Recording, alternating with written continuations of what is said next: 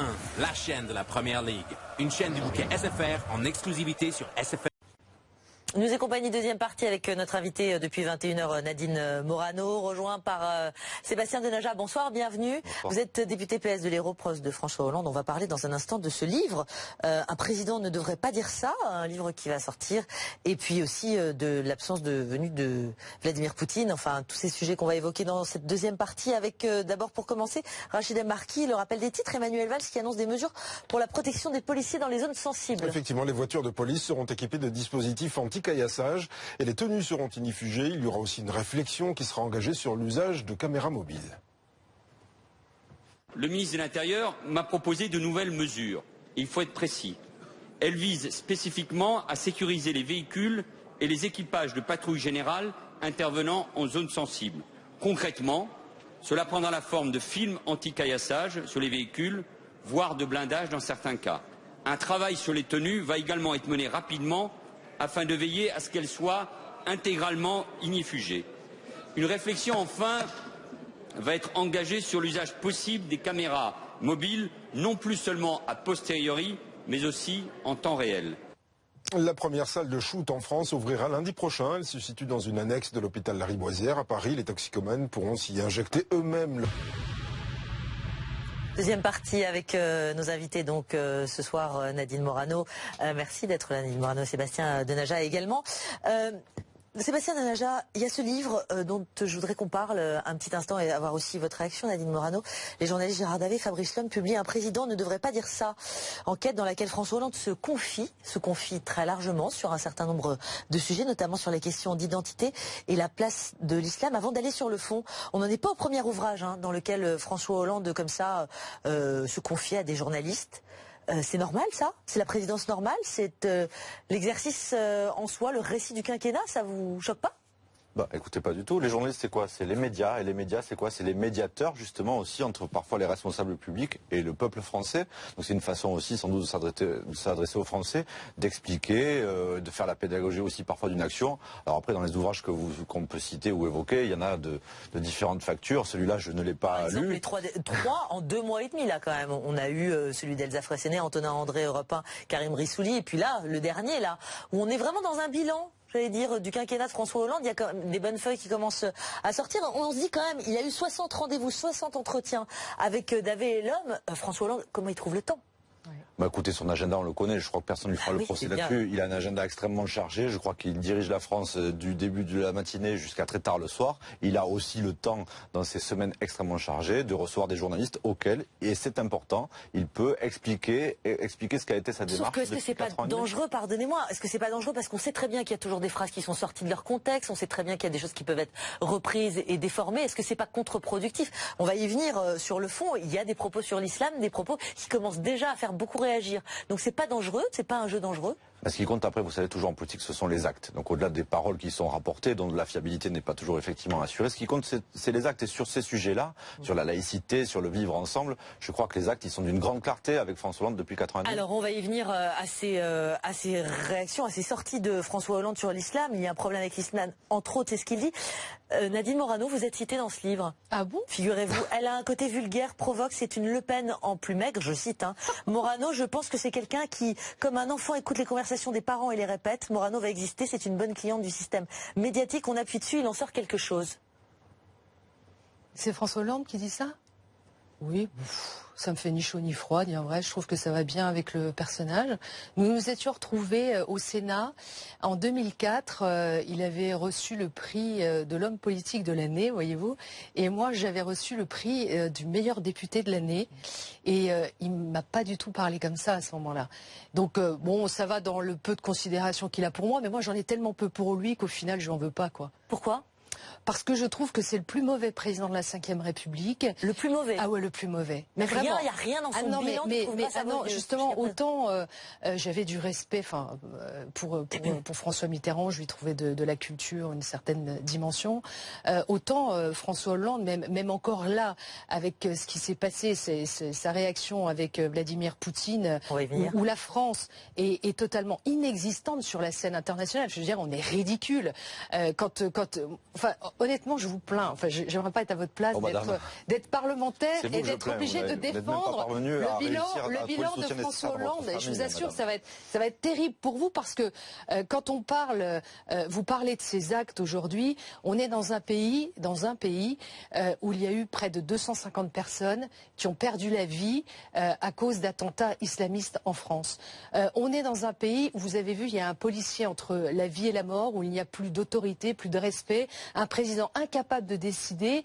Et sur la scène internationale, je trouve regrettable qu'il n'ait pas un vrai dialogue avec Vladimir Poutine. Moi, j'ai créé un groupe de travail au Parlement européen qui s'appelle Pour un nouveau dialogue avec la Russie, dans lequel il y a des parlementaires de différents groupes politiques et de différentes nationalités, parce que j'estime que nous devons, au regard de la gravité de la situation, avec les sanctions européennes qui, au final, n'ont rien apporté pour régler le problème en Ukraine, et qui nous a apporté, en revanche, les sanctions russes, l'embargo russe, je trouve que c'est voilà, et ça ne règle pas le problème de la Syrie ni le problème d'Alep, et je trouve que c'est grave. Alors, avant de revenir au livre, on va vous laisser répondre évidemment, Sébastien Denaja. Est-ce que effectivement, cette hésitation sur la scène internationale, on voit cette hésitation de François Hollande, ça indique quoi? Une grande... Avec davantage de force ce soir, mais je ne suis pas surpris.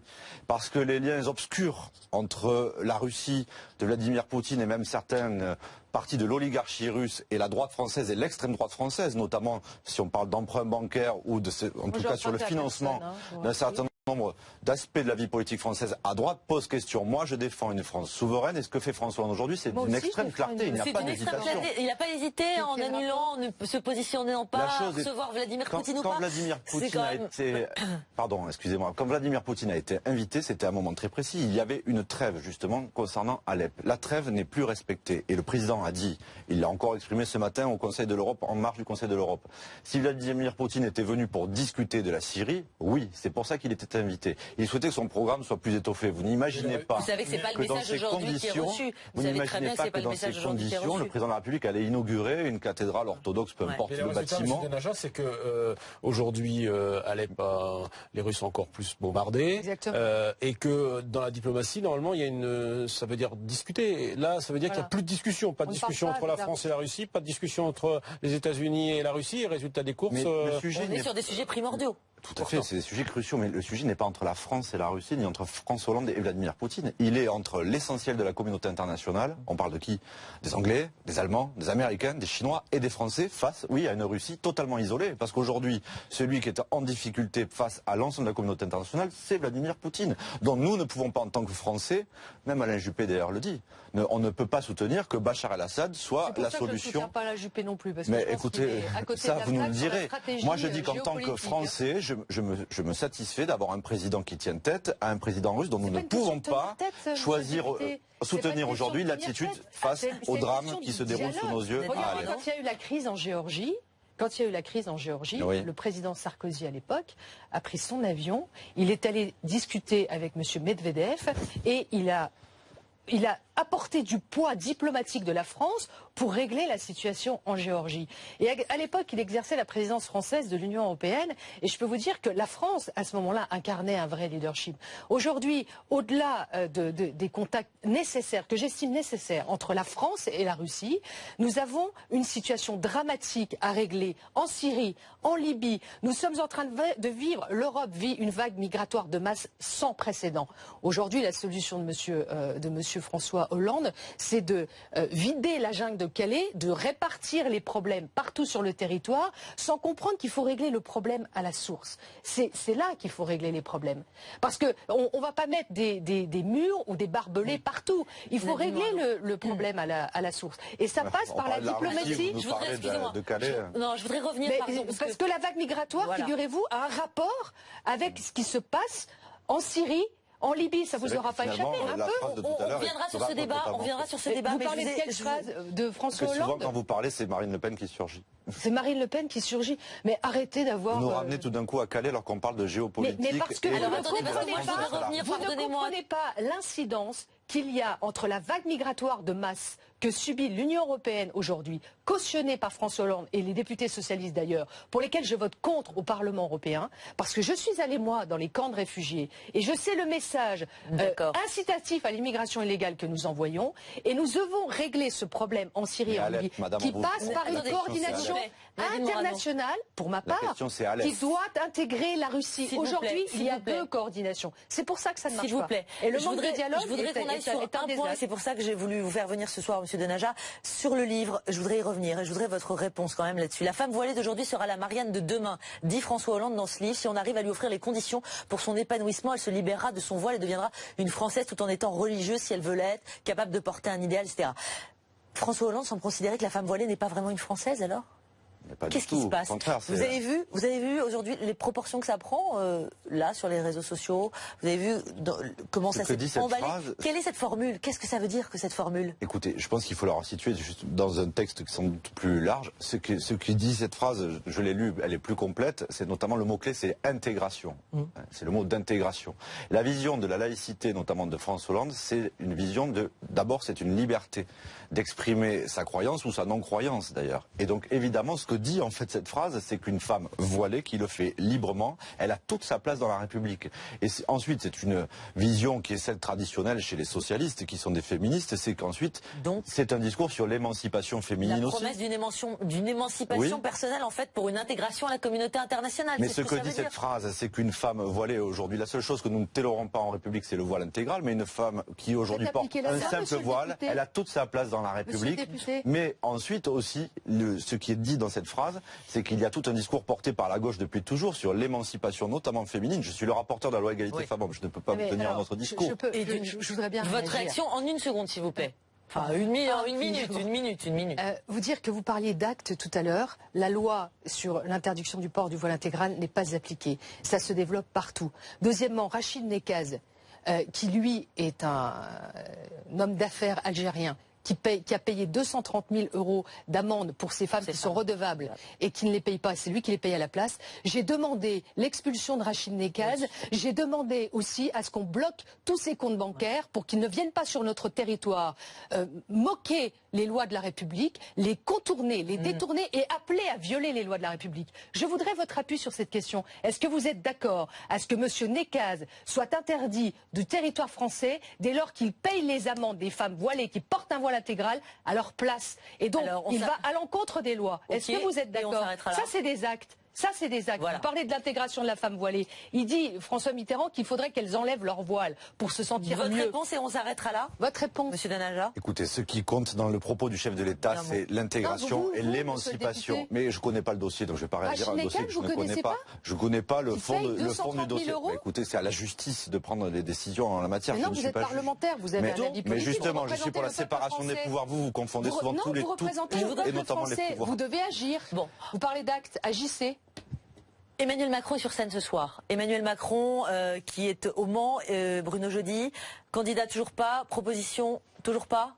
Bah écoutez, ça avance pas très vite parce qu'après le meeting raté de Strasbourg, Nathalie, Emmanuel Macron, il redoublait ce soir au Mans, une ville dirigée par un de ses soutiens, le sénateur socialiste Jean-Claude Boulard. Alors oui, le bon élève Macron, il avait fait trop long. Trop court, trop techno, trop vide la semaine dernière. Du coup, il a essayé de se rattraper ce soir après la France. Il fait la France qui choisit. Alors pour l'instant, ça reste, j'allais dire, des grands concepts. C'est un peu flou, un peu vague, et ça finit un peu par lasser. Vous avez vu, l'opinion commence à se demander que fait Emmanuel Macron.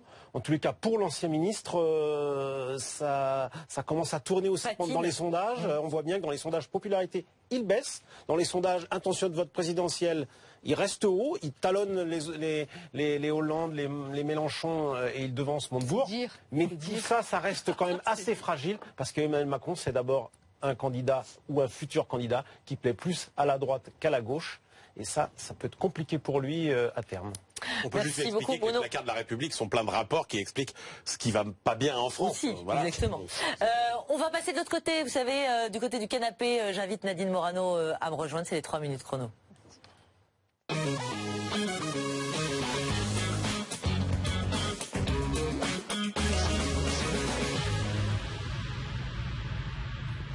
Vous avez vu derrière nous, voilà, le chrono Nadine Morano.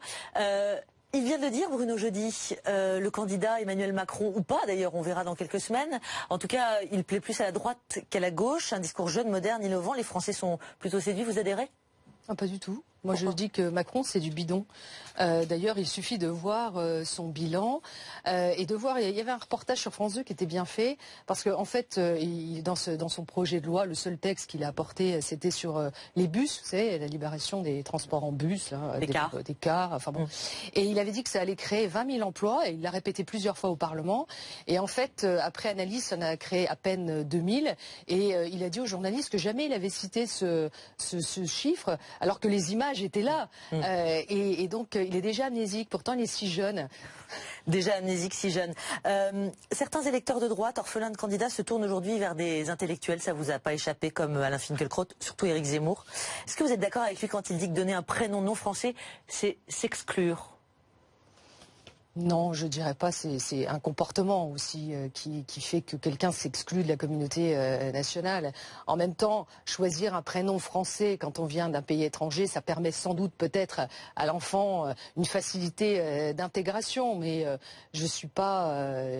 Vous êtes sur la même ligne ou pas? Vous savez, moi, mon grand-père était italien et il a choisi des prénoms français pour ses enfants parce qu'à l'époque, on croyait fortement à l'assimilation et donc ça passait par les prénoms. C'est vrai, ça passait par les prénoms. Donc vous dites comme Éric Zemmour que ça passe par les prénoms. Non, mais ça ne me choque pas qu'un gamin puisse porter un nom qui n'est pas français.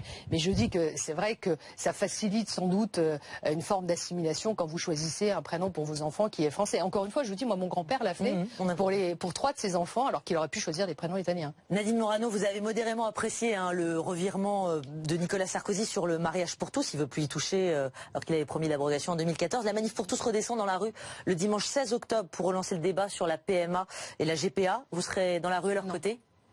Non. Pourquoi? Vous l'avez déjà été.